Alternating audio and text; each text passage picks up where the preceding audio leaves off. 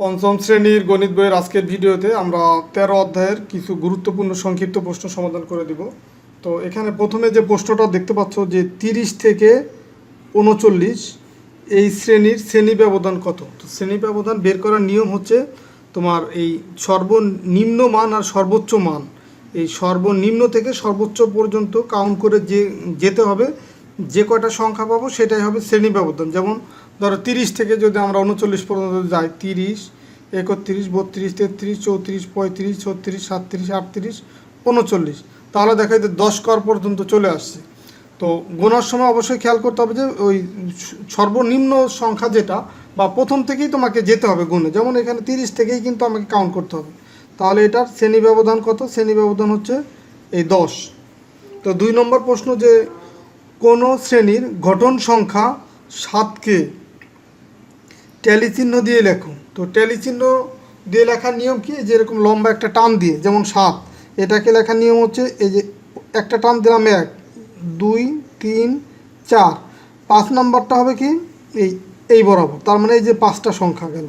তো এখানে আছে 7, তার মানে আরও 2টা, এই 5 আর এই যে 6, 7। তো এটা হবে উত্তর। এই যে দেখো, এই যে এখানে উত্তর দেওয়া আছে এটা। তো 3 নম্বর যে গঠন সংখ্যা 10-এর ট্যালি চিহ্ন। তো 10-এর ট্যালি চিহ্ন কি? আমরা যেভাবে দিয়ে যাই 1, 2, 3, 4, 5 নম্বরটা এদিকে, তার মানে এই যে গঠন সংখ্যা 5 চলে গেল এখানে। আরও আছে কত? আরও 5, তার মানে 1, 2, 3, 4, এই যে 5, তার মানে 5, 5, এই যে 10। এই দেখো যে এটা উত্তর। 4 নম্বর প্রশ্ন যে রতনপুর গ্রামের এরিয়া হচ্ছে কত? 5 বর্গ কিলোমিটার। রতনপুর গ্রামের টোটাল এরিয়া কত বা মোট এরিয়া হচ্ছে 5 বর্গ কিলোমিটার। তো ওই গ্রামে 3000 লোক বসবাস করে। তো জনসংখ্যার ঘনত্ব কত? তো জনসংখ্যার ঘনত্ব মানে হচ্ছে প্রতি বর্গ কিলোমিটারে কতজন লোক থাকে সেটা। তো এখন 5 বর্গ কিলোমিটারে যদি 3000 লোক বসবাস করে, তাহলে 1 বর্গ কিলোমিটারে এই 3000 ভাগ হবে 5।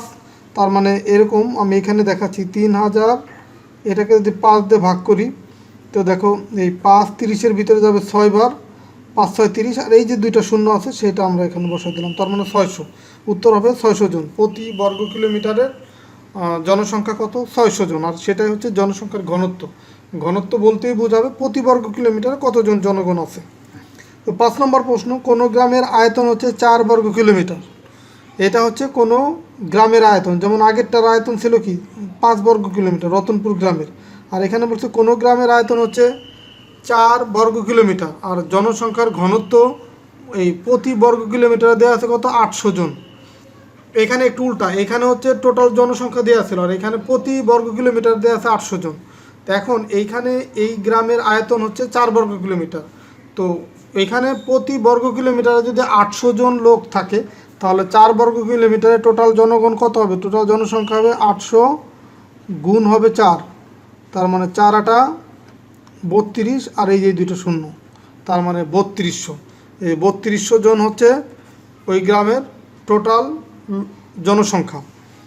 6 নম্বর প্রশ্ন শ্রেণী ব্যবধান কি? তো শ্রেণী ব্যবধান হচ্ছে এই প্রত্যেক শ্রেণীর 2টি মানের মধ্যকার পার্থক্য হচ্ছে শ্রেণী ব্যবধান। যেমন 1 নম্বর প্রশ্ন ছিল কি 30 থেকে 39, তো এটা একটা শ্রেণী ব্যবধান। তার মানে প্রত্যেক শ্রেণীর 2টি মানের মধ্যকার পার্থক্য। এখানে শ্রেণীর 2টি মান আছে, একটা হচ্ছে 39 আর একটা 40, আর একটা 30, 39 আর 30। তো এই দুইটার পার্থক্যই হচ্ছে শ্রেণী ব্যবধান।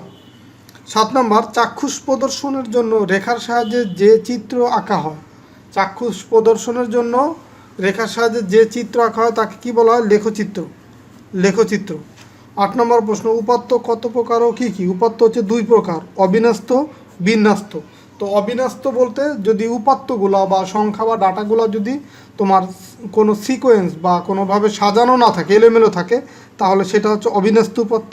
আর বিন্যস্ত উপাত্ত হচ্ছে যদি উপাত্তগুলোকে বা ডাটা বা সংখ্যাগুলোকে যদি নির্দিষ্ট কোনো একটা নির্দিষ্ট নিয়মে সাজানো থাকে, সেটা ছোট থেকে বড় বা বড় থেকে ছোট, এরকম নির্দিষ্ট নিয়মে যদি সাজানো থাকে, তবে সেটাকে বলা হবে বিন্যস্ত উপাত্ত। শ্রেণী ব্যবধান বলতে কি বোঝায়? তো শ্রেণী ব্যবধানে যে একটু আগে কিন্তু আমরা দেখে আসলাম যে শ্রেণী ব্যবধান কি। তো শ্রেণী ব্যবধান হচ্ছে যে প্রত্যেক শ্রেণীর সর্বোচ্চ ও সর্বনিম্ন মানের মধ্যকার পার্থক্যই হলো শ্রেণী ব্যবধান। এই যে দেখো, এই যে এইখানে সর্বোচ্চ হচ্ছে 39 আর সর্বনিম্ন হচ্ছে 30, তার মানে সর্বোচ্চ এবং সর্বনিম্ন মানের যে পার্থক্য সেটাই হচ্ছে শ্রেণী ব্যবধান। 10 নম্বর প্রশ্ন, বিন্যস্ত উপাত্ত কাকে বলে? যে উপাত্তগুলো কোনো বৈশিষ্ট্য অনুযায়ী বিভিন্ন শ্রেণীতে সাজানো থাকে, মানে বৈশিষ্ট্য অনুযায়ী যদি সাজানো থাকে সেটাকে বলা হয় বিন্যস্ত উপাত্ত। আর অবিন্যস্ত উপাত্ত কি? যদি কোনো উপাত্তগুলো কোনো বৈশিষ্ট্য অনুযায়ী সাজানো না থাকে, যেমন ধরো সিরিয়ালে যদি সাজানো থাকে যে 5, আচ্ছা বাংলায় লিখি এটা 5, 6, 7, 8, 9, 10, এই যে ছোট থেকে বড় এই যে সাজানো, এগুলো হচ্ছে বিন্যস্ত উপাত্ত। আর অবিন্যস্ত উপাত্ত কি? ধরো এরকম আছে যে 5, 8, 6, 9, এই যে এরকম যদি এলোমেলোভাবে থাকে, যেমন 5-এর পরে 8, 8-এর পরে আবার 6, 6-এর পরে আবার 9, এরকম যদি না থেকে যদি এটার পরিবর্তে যদি তোমার এরকম থাকতো যে 5, 6, 8, 9, তাহলে এটা হতো বিন্যস্ত, এটা হচ্ছে বিন্যস্ত। আর এই উপরের যেটা এটা হচ্ছে অবিন্যস্ত। অবিন্যস্ত মানে এটা হচ্ছে সাজানো ছাড়া, আর এটা হচ্ছে সাজানো। তো 12 নম্বর যে প্রশ্ন, কত বছর পর পর আদমশুমারি হয়ে থাকে? তো আদমশুমারি হচ্ছে 10 বছর পর পর হয়ে থাকে। 13 নম্বর প্রশ্ন, বাংলাদেশের মোট এরিয়া কত বর্গ কিলোমিটার? বাংলাদেশের মোট এরিয়া হচ্ছে 1,47,570 বর্গ কিলোমিটার। এই যে বর্গ কিলোমিটার, 1,47,570 বর্গ কিলোমিটার হচ্ছে বাংলাদেশের মোট এরিয়া। তো এই চ্যাপ্টারের এই 13 অধ্যায়ের যে উপাত্ত বিন্যস্তকরণ, এই চ্যাপ্টারের সংক্ষিপ্ত প্রশ্ন, এই 13টাই সংক্ষিপ্ত প্রশ্ন ছিল, মানে গুরুত্বপূর্ণ প্রশ্ন এই 13টাই। তো এগুলা সমাধান করলে বা এগুলো যদি বুঝে থাকো তাহলে আশা করি এই চ্যাপ্টারে সবগুলো সংক্ষিপ্ত প্রশ্নই তোমার সমাধান হয়ে যাবে। বা এই চ্যাপ্টার থেকে যদি পরীক্ষায় কোনো সংক্ষিপ্ত প্রশ্ন আসে, আশা করি এর ভিতর থেকেই আসবে। তো ঠিক আছে, সবাই ভালো থাকো, সুস্থ থাকো। আর ভিডিওটা ভালো লাগবে ভিডিওতে অবশ্যই লাইক দেবা বা কমেন্টস করে তোমাদের মতামত জানাবা। আর তোমরা যারা যে এখন 5ম শ্রেণীতে আসো, তোমাদের পরবর্তী এই ক্লাস 5-এর যে বোর্ড পরীক্ষা এটা শেষ হওয়ার পরে তোমরা কিন্তু 6-এ যখন উঠবা, 6-এরও একটা প্লেলিস্ট আমার আছে, বা সেখানে আমি আরও নতুন নতুন ভিডিও দিব। তো তোমরা এই 5-এর পরে সেই প্লেলিস্টটাও ফলো করতে পারো, আমার এই সবুর একাডেমি এই চ্যানেলেই সেই প্লেলিস্টটা পাবা। তো ঠিক আছে, আল্লাহ হাফেজ।